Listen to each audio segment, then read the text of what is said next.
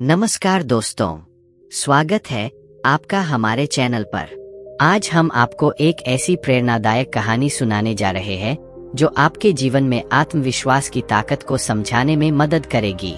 यह कहानी है गौतम बुद्ध की शिक्षाओं और एक युवा लड़के आनंद की, जिसने आत्मविश्वास के सहारे अपने जीवन को पूरी तरह से बदल दिया। तो बने रहिए हमारे साथ और जानिए कैसे आनंद ने गौतम बुद्ध से मिली सीख को अपने जीवन में अपनाकर न केवल अपनी समस्याओं का समाधान किया, बल्कि दूसरों के लिए भी एक मिसाल बन गया।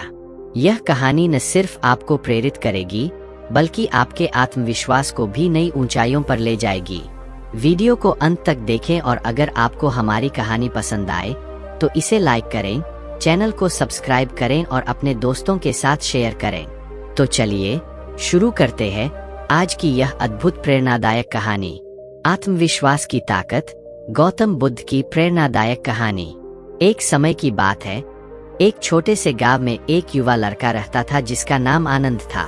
आनंद बहुत ही मेधावी और होशियार था, लेकिन उसे अपने आप पर बिल्कुल भी विश्वास नहीं था। वह हमेशा खुद को दूसरों से कम समझता था और किसी भी कार्य को करने से पहले ही हार मान लेता था। एक दिन आनंद ने सुना कि गौतम बुद्ध पास के गांव में आने वाले हैं। उसने सोचा कि यह एक अच्छा अवसर है कि वह अपनी समस्या का समाधान पा सके। आनंद ने बुद्ध से मिलने का निश्चय किया और उनके सत्संग में भाग लिया। जब बुद्ध का सत्संग समाप्त हुआ तो आनंद ने उनके पास जाकर कहा, हे बुद्ध, मैं अपने आत्मविश्वास की कमी से बहुत परेशान हूँ। कृपया मुझे इससे उबरने का मार्गदर्शन करें। बुद्ध ने आनंद को ध्यान से सुना और मुस्कुराते हुए कहा, कल सुबह तुम मुझे इस जंगल में मिलो, मैं तुम्हें एक कहानी सुनाऊंगा। अगले दिन आनंद उत्सुकता से बुद्ध से मिलने के लिए जंगल में पहुंचा। बुद्ध ने उसे जंगल के बीचों बीच एक बड़े पेड़ के पास बैठाया और कहा, आनंद, इस पेड़ को देखो, यह कितना विशाल और शक्तिशाली है। लेकिन क्या तुम्हें पता है, जब यह पेड़ एक छोटा सा बीज था, तब इसे अपनी ताकत का जरा भी अंदाजा नहीं था। यह बीज जैसे ही मिट्टी में पड़ा, उसने खुद को छोटा और कमजोर महसूस किया, लेकिन उसने कभी हार नहीं मानी। उसने धीरे धीरे अपने जड़ों को फैलाना शुरू किया, अपनी ताकत को पहचाना और अंततः यह विशाल पेड़ बन गया। बुद्ध ने फिर आनंद की ओर देखा और कहा, तुम्हारे भीतर भी वही बीज है, तुम्हें बस अपनी ताकत को पहचानने की आवश्यकता है। आत्मविश्वास का मतलब यह नहीं है कि तुम कभी गलती नहीं करोगे, बल्कि इसका मतलब यह है कि तुम हर गलती से सीखोगे और आगे बढ़ोगे। आनंद ने बुद्ध की बातों को ध्यान से सुना और उन्हें अपने जीवन में अपनाने का निश्चय किया। उसने धीरे धीरे अपने आत्मविश्वास को बढ़ाना शुरू किया। समय के साथ आनंद ने अपने डर और असुरक्षाओं पर काबू पा लिया और अपने जीवन में सफलता प्राप्त की। इस प्रकार गौतम बुद्ध की शिक्षाओं ने आनंद को आत्मविश्वास का महत्व समझाया और उसे एक सफल और खुशहाल जीवन जीने की प्रेरणा दी। आनंद ने गौतम बुद्ध की दी हुई सीख को अपने दिल में बसा लिया और जीवन के हर पहलू में आत्मविश्वास के साथ आगे बढ़ने का संकल्प लिया। उसने महसूस किया कि हर चुनौती एक नया अवसर है और हर विफलता एक नई सीख। कुछ वर्षों बाद आनंद ने अपने गांव में एक स्कूल खोलने का निर्णय लिया ताकि वह बच्चों को शिक्षा दे सके और उनके भीतर आत्मविश्वास का बीज बो सके। उसके स्कूल में न केवल शैक्षणिक ज्ञान दिया जाता था, बल्कि बच्चों को आत्मसम्मान, आत्मविश्वास और जीवन कौशल भी सिखाए जाते थे। आनंद ने अपने छात्रों को बताया, जीवन में किसी भी स्थिति का सामना करने के लिए सबसे महत्वपूर्ण चीज है आत्मविश्वास। अगर तुम खुद पर विश्वास करोगे तो तुम किसी भी मुश्किल को पार कर सकते हो। धीरे धीरे आनंद का स्कूल प्रसिद्ध होने लगा और दूर दूर से लोग अपने बच्चों को वहां भेजने लगे। आनंद ने गौतम बुद्ध के सिद्धांतों को अपने शिक्षण में शामिल किया और बच्चों को आत्मज्ञान, ध्यान और सादगी की शिक्षा भी दी। एक दिन आनंद के स्कूल में एक बड़ा समारोह आयोजित किया गया जिसमें गौतम बुद्ध भी आमंत्रित थे। बुद्ध ने आनंद के काम को देखकर बहुत प्रसन्नता व्यक्त की और कहा, आनंद, तुमने मेरे द्वारा दी गई शिक्षा को न केवल अपने जीवन में अपनाया, बल्कि उसे दूसरों तक भी पहुंचाया। यह तुम्हारे आत्मविश्वास और दृढ़ निश्चय का ही परिणाम है। आनंद ने विनम्रता से कहा, हे बुद्ध, आपके मार्गदर्शन ने मुझे वह सब कुछ सिखाया जो मैं आज हूँ। आपने मुझे आत्मविश्वास का वास्तविक अर्थ समझाया और उसे जीवन में लागू करना सिखाया। इस प्रकार आनंद ने न केवल अपने जीवन को सफल बनाया, बल्कि अनेक बच्चों के जीवन में भी सकारात्मक बदलाव लाया। गौतम बुद्ध की प्रेरणा और आनंद के आत्मविश्वास ने मिलकर एक ऐसी शिक्षा प्रणाली को जन्म दिया जो समाज को सशक्त और आत्मनिर्भर बनाने में सहायक सिद्ध हुई। कहानी का यह संदेश है कि आत्मविश्वास की ताकत अद्वितीय होती है। अगर हम अपने भीतर की शक्ति को पहचान लें और उसे सही दिशा में उपयोग करें, तो हम अपने जीवन में किसी भी कठिनाई का सामना कर सकते हैं और दूसरों के लिए भी प्रेरणा बन सकते हैं। आत्मविश्वास की शक्ति, गौतम बुद्ध और आनंद की प्रेरणादायक कहानी, भाग 2। समारोह के बाद बुद्ध ने आनंद से कहा, तुम्हारी यह यात्रा आत्मविश्वास की सिर्फ शुरुआत है। हर दिन नई चुनौतियों का सामना करना और उनसे सीखना, यही सच्चा आत्मविश्वास है। आनंद ने बुद्ध की यह बात गांठ बांध ली और अपने जीवन में इसे पूरी तरह से उतारने का निश्चय किया। उसने अपने स्कूल में एक नई पहल शुरू की। प्रत्येक सप्ताह एक आत्मविश्वास सत्र आयोजित किया जाने लगा, जहां बच्चे अपनी कहानियां और अनुभव साझा करते थे। इन सत्रों में बच्चों को उनकी छोटी छोटी उपलब्धियों के लिए सराहा जाता था, चाहे वह एक कठिन गणित समस्या का समाधान हो या फिर किसी खेल में जीत। धीरे धीरे बच्चों ने महसूस किया कि उनका आत्मविश्वास बढ़ रहा है। वे निडर होकर सवाल पूछने लगे, नई चीजें सीखने लगे और अपने सपनों को साकार करने के लिए मेहनत करने लगे। एक दिन आनंद के स्कूल में एक बच्ची आई जिसका नाम सुषमा था। सुषमा बहुत ही शर्मीली और अंतर्मुखी थी। उसे बोलने में बहुत डर लगता था और वह हमेशा खुद को दूसरों से कमतर समझती थी। आनंद ने सुषमा की स्थिति को समझा और उसे विशेष ध्यान देने का निश्चय किया। आनंद ने सुषमा से व्यक्तिगत रूप से बातचीत की और उसे अपनी भावनाएं व्यक्त करने के लिए प्रोत्साहित किया। उसने सुषमा को बताया कि हर व्यक्ति में कुछ न कुछ खास होता है और हमें बस उसे पहचानने की जरूरत है। धीरे धीरे सुषमा ने आनंद के मार्गदर्शन में अपने भीतर की ताकत को पहचानना शुरू किया। उसने खुद पर विश्वास करना सीखा और आत्मविश्वास के साथ अपनी बात कहने लगी। एक वर्ष बाद सुषमा ने स्कूल की वार्षिक प्रतियोगिता में भाग लिया और अपनी कविता से सबका दिल जीत लिया। उसकी इस सफलता ने उसे और भी मजबूत बना दिया और वह अपने आत्मविश्वास से भरे हुए जीवन की ओर बढ़ चली। आनंद की यह पहल सिर्फ उसके स्कूल तक सीमित नहीं रही। दूसरे गांवों से भी लोग इस नई शिक्षा प्रणाली के बारे में जानने आने लगे। आनंद के प्रयासों ने पूरे क्षेत्र में एक नई चेतना फैला दी। गौतम बुद्ध भी समय समय पर आनंद और उसके छात्रों से मिलने आते थे। वे आनंद के प्रयासों से बहुत प्रसन्न होते थे और कहते, आनंद, तुम्हारे इस कार्य ने यह सिद्ध कर दिया है कि आत्मविश्वास की शक्ति से हम किसी भी कठिनाई को पार कर सकते हैं। तुमने अपनी और दूसरों की जिंदगी में जो बदलाव लाया है, वह अत्यंत सराहनीय है। इस प्रकार आनंद की कहानी हमें यह सिखाती है कि आत्मविश्वास ही सफलता की कुंजी है। अगर हम खुद पर विश्वास करेंगे और निरंतर प्रयास करते रहेंगे, तो हम न केवल अपने सपनों को साकार कर सकते हैं, बल्कि दूसरों के लिए भी प्रेरणा बन सकते हैं। 7 टांगों वाला जानवर, कश्मीरी लोक कथा। एक बार की बात है कि एक राजा था जिसको अपनी सेना पर बहुत गर्व था। वह अपने सिपाहियों पर पैसा भी बहुत खर्च करता था। एक बार उसको यह जानने की इच्छा हुई कि उसके सैनिक वास्तव में कितने बहादुर थे। उसने अपने आदमियों को हुक्म दिया कि वे शहर के बाहर एक मैदान में एक लड़ाई का इंतजाम करें। तुरंत ही उसके हुक्म का पालन हुआ। लड़ाई वाले दिन राजा साहब अपने वजीर और दीवानों के साथ मैदान में आ पहुँचे। जब वे उनकी लड़ाइयाँ देख रहे थे तो एक जंगली जानवर जिसके 7 टांगे थी वहां आया और उनके पास आकर गुर्राने लगा। राजा तो उसको देखकर बहुत ही आश्चर्य में पड़ गया। उसने उसको मारना चाहा पर वह वहां से भाग गया। राजा अपने तेज घोड़े पर सवार होकर अपना बड़ा वाला चाकू लेकर उसके पीछे भागा। 2 मील भागने के बाद वह जानवर रुक गया। वहां पहुंचकर उसने अपने आप को एक जोर का झटका दिया और वह एक जिन में बदल गया। वह राजा की तरफ पलटा और उसको खा गया।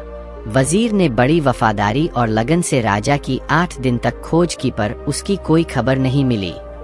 उन्होंने उसके बेटे को बुलाया और उसकी जगह उसके बेटे को वहां का राजा बना दिया।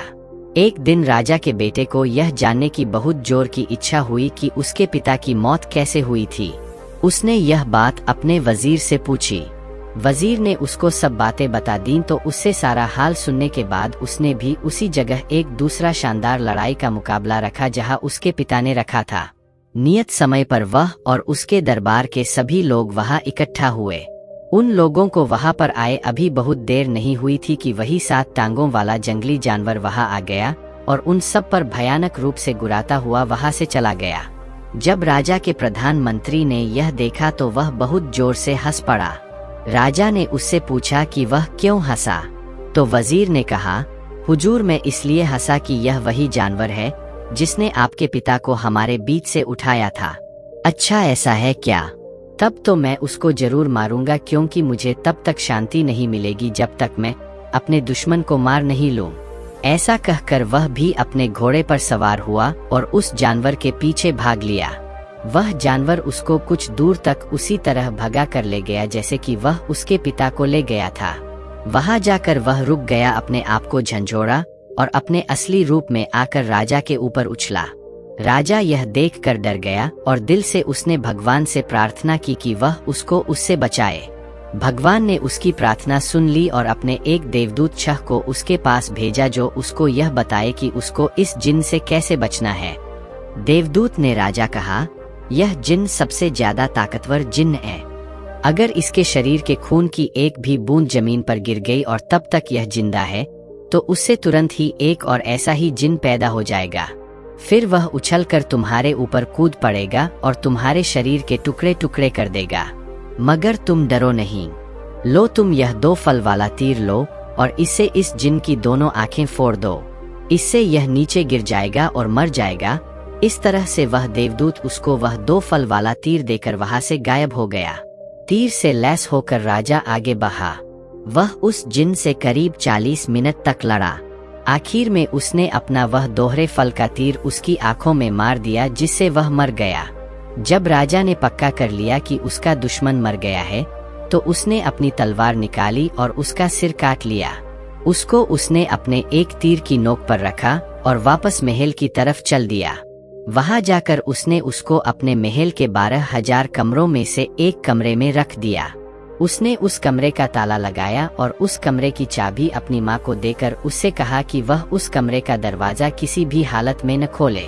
पर क्योंकि उसने अपनी माँ को यह नहीं बताया कि उसने उस कमरे में इतनी सावधानी से क्या चीज बंद कर रखी थी, उसकी माँ ने सोचा कि शायद उस कमरे में कोई खास खजाना बंद होगा। यह सोचकर उसके मन में उसको देखने की इच्छा हो आई। सो एक दिन वह उस कमरे की तरफ गई और उसने उसका दरवाजा खोल दिया। उसको उस कमरे में कुछ दिखाई नहीं दिया क्योंकि उसके बेटे ने उस जिन का सिर एक कोने में फेंक दिया था। हाँ, उसको एक हंसी की आवाज जरूर सुनाई दी और फिर ये शब्द, तेरा बेटा एक जिन है, उससे बचकर रहना।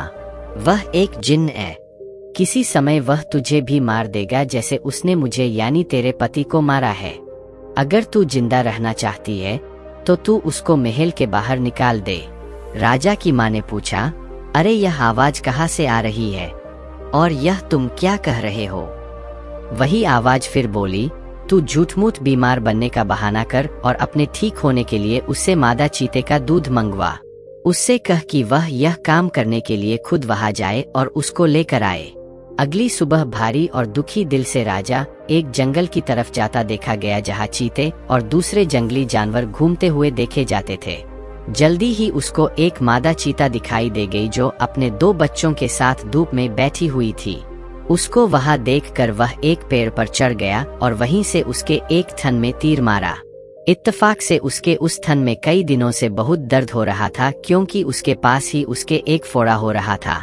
राजा का तीर उस फोड़े में जा लगा जिससे वह फोड़ा फूट गया और मादा चीते को बहुत आराम मिला। मादा चीता इस आराम के लिए उसकी बहुत कृतज्ञ हुई। उसने ऊपर की तरफ देखा और उससे नीचे उतरने की प्रार्थना की। उसने उससे पूछा कि इसके बदले में उसको क्या चाहिए। राजा ने उससे कहा कि उसको कुछ नहीं चाहिए सिवाय उसके थोड़े से दूध के जो उसे उसकी बीमार माँ के लिए चाहिए था। मादा चीते ने तुरंत ही उसकी बोतल अपने दूध से भरकर उसको दे दी जो वह अपने साथ लेकर आया था। फिर उसने उसको अपने कुछ बाल दिए और उससे कहा, जब भी कभी तुम किसी मुश्किल में हो तो इन बालों को सूरज को दिखा देना, मैं तुम्हारी सहायता के लिए तुरंत ही आ जाऊंगी। राजा ने उसका वह दूध और उसके बाल लिए और घर आ गया। जब रानी माँ ने उसको मादा चीते का दूध लाता देखा तो उसे लगा कि शायद वह वाकई कोई जिन था। उसने अपने दिल में उसको मारने का पक्का इरादा कर लिया। वह फिर उस कमरे में गई जिसमें वह सिर रखा था और उसे अपना पूरा हाल बताया। तो उस बोलने वाले ने उससे कहा, इस बात से यह पता चलता है कि वह वाकई में एक जिन है। एक जिन के अलावा कोई और किसी मादा चीते का दूध ला ही नहीं सकता। तू जल्दी से जल्दी उसे मारने का इंतजाम कर। रानी माँ बोली, पर मैं उससे कैसे छुटकारा पाऊँ? आवाज फिर बोली, इस बार जब वह तुझसे दोबारा मिलने आए और तेरा हाल पूछे तो तू इससे कहना कि तू अभी भी बहुत कमजोर और बीमार महसूस कर रही है।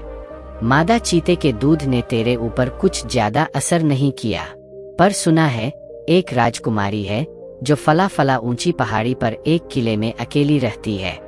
अगर वह तेरे पास आ जाए और तुझे छू ले तो उसके छूने से ही तू ठीक हो जाएगी। यह सुनकर तेरा बेटा उस भयानक किले में जाएगा तो निश्चित रूप से रास्ते में ही मारा जाएगा। अगले दिन शाम को जब राजा अपनी माँ को देखने गया और उससे पूछा, माँ अब तुम कैसी हो? क्या अब तुम पहले से कुछ अच्छी हो? रानी माँ रोती हुई सी बोली, कहा बेटा, इस मादा चीते के दूध ने तो मुझे बिल्कुल भी फायदा नहीं किया, पर कल मैंने एक सपना देखा कि एक राजकुमारी है जो फला फला ऊंची पहाड़ी पर एक किले में अकेली रहती है। अगर वह मेरे पास आ जाए और मुझे छू ले तो उसके छूने से ही मैं बिल्कुल ठीक हो जाऊंगी। जब तक वह यहाँ नहीं आती और मुझे नहीं छू लेती मैं ठीक नहीं हो सकती। राजा बोला, माँ थोड़ा धीरज रखो, मैं उस राजकुमारी को तुम्हारे पास जरूर लेकर आऊंगा। अगर नहीं ला सका तो राज्य छोड़ दूंगा। सो अगली सुबह राजा ने अपना सबसे तेज भागने वाला घोड़ा उठाया और उस पर बैठकर अपनी उस खतरनाक यात्रा पर चल दिया। वह मादा चीते के दिए हुए जादू को बालों को साथ ले जाना नहीं भूला था। जैसे ही सूरज निकला उसने वे बाल सूरज को दिखाए। तुरंत ही मादा चीता और उसके दोनों बच्चे वहां आ गए। मादा चीते ने पूछा, क्या बात है? राजा बोला, फला फला जगह एक राजकुमारी अकेली रहती है और तुम्हें उसको लाना है। यह तुम नहीं कर सकते। कई लोगों ने उसको वहां से लाने की कोशिश की है क्योंकि राजकुमारी बहुत सुंदर है, पर कोई भी अब तक उसके पास भी नहीं पहुंच सका है। राजा बोला, मैं कोशिश करूंगा, चाहे इस कोशिश में मेरी जान ही क्यों न चली जाए। यह कहते हुए राजा वहां से चल दिया। मादा चीता अपना भला करने वाले को इस तरह अपने को छोड़कर जाते हुए नहीं देख सकती थी, सो वह अपने दोनों बच्चों के साथ उसके पीछे पीछे दौड़ी और उससे अपने ऊपर चढ़ जाने को कहा। राजा उसके ऊपर बैठ गया और वे सब कुछ ही देर में उस किले के पास पहुंच गए। वहां पहुंचकर मादा चीता राजा से बोली, देखो यहाँ पर इस किले के 3 दरवाजे हैं। राजकुमारी के पास पहुंचने से पहले उन तीनों दरवाजों से होकर गुजरना जरूरी है। पहले दरवाजे के पास एक बहुत बड़ा लोहे का टुकड़ा रखा है जिसको एक लकड़ी की कुल्हाड़ी से तोड़ना जरूरी है, नहीं तो दरवाजा नहीं खुलेगा। दूसरे दरवाजे के पास एक नकली गाय खड़ी है जिसके चारों तरफ असली जिन खड़े हैं। अगर कोई भी आदमी उस गाय को दूह सकता है तो वह उस दरवाजे में से होकर जा सकता है, और अगर नहीं दूह पाता तो वे जिन लोग उसको मार देते हैं। तीसरे दरवाजे के पास राजकुमारी खुद बैठती है। अगर वह तुमसे खुश है तो वह तुम्हारा स्वागत करेगी, और अगर खुश नहीं है तो वह तुमको मार डालेगी। यह सब सुनकर तो राजा बहुत ही डर गया। उसने मादा चीते से उसकी सहायता की प्रार्थना की। मादा चीता बोली, ठीक है, मैं तुम्हारी सहायता करूंगी। मेरे पास एक जादू है जिसकी सहायता से उस लोहे के टुकड़े में घुस जाऊंगी, और जब तुम उसको अपनी लकड़ी की कुल्हाड़ी से तोड़ोगे तो उसको 2 टुकड़ों में तोड़ दूंगी। चौकीदार सोचेगा कि तुमने वह लोहे का टुकड़ा तोड़ा है और वह तुमको पहले दरवाजे से अंदर जाने देगा।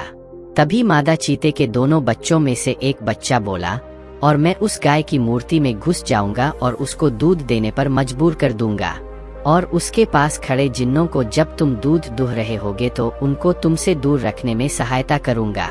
इस तरह से तुम दूसरे दरवाजे से होकर निकल जाओगे। इसके बाद मादा चीते के दूसरे बच्चे ने कहा, और मैं राजकुमारी की आंखों में अपना जादू डाल दूंगा जिससे जब वह तुम्हारी तरफ देखेगी तो तुम उसको सूरज की तरह से चमकीला पाएगी। सो वह तुमको देखते ही अपना तीसरा दरवाजा खोल देगी और फिर जो तुम कहोगे वह वही करेगी। सो उन तीनों ने अपने अपने वायदे वफादारी से निभाए। इस तरह से राजा तीसरे दरवाजे के पार पहुंच गया। राजकुमारी ने जैसे ही उसको देखा तो उसकी बहादुरी और सुंदरता से बहुत प्रभावित हुई। उसने राजा से अपने साथ शादी करने के लिए कहा। मादा चीता और उसके दोनों बच्चे अपनी मांद में लौट गए।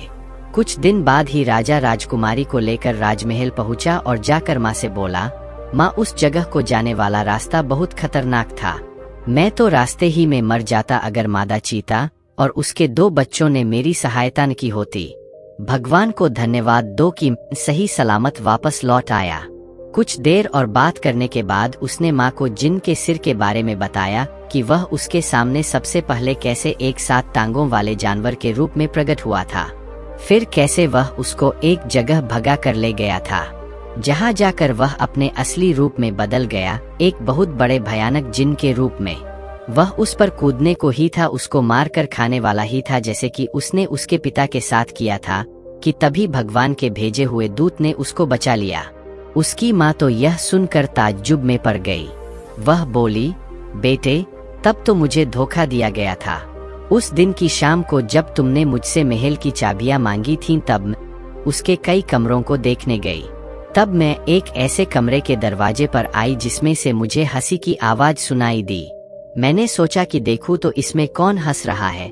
सो मैंने उसका ताला खोला और अंदर गई तो मुझे एक आवाज आई, ध्यान देकर सुन, तेरा बेटा एक जिन्न है जो तुझको खा जाना चाहता है।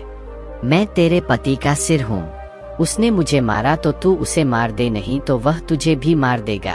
मेरे बेटे, मैंने उसकी बातों पर विश्वास कर लिया और उसी की सलाह पर मैंने इस आशा में तुझे मादा चीते का दूध लाने भेजा कि वह तुझे मार देगी। पर जब तू मादा चीते से बचकर आ गया तो फिर मैंने उसी सिर की सलाह पर राजकुमारी को लाने भेजा। मैं जानती थी कि वहाँ का रास्ता खतरों से भरा है, फिर भी पर भगवान तेरे साथ था। उसी ने तुझे अपना देवदूत तेरे पास भेजकर तुझे रास्ता दिखाया और उसी ने मादा चीते के रूप में तेरी सहायता की। उस भगवान को लाख लाख धन्यवाद। कहकर उसने अपने बेटे को गले लगा लिया और बहुत जोर से रो पड़ी। इन घटनाओं के कुछ दिन बाद ही राजा और राजकुमारी की शादी हो गई और सब लोग शांति से बहुत दिनों तक खुशहाली में रहे।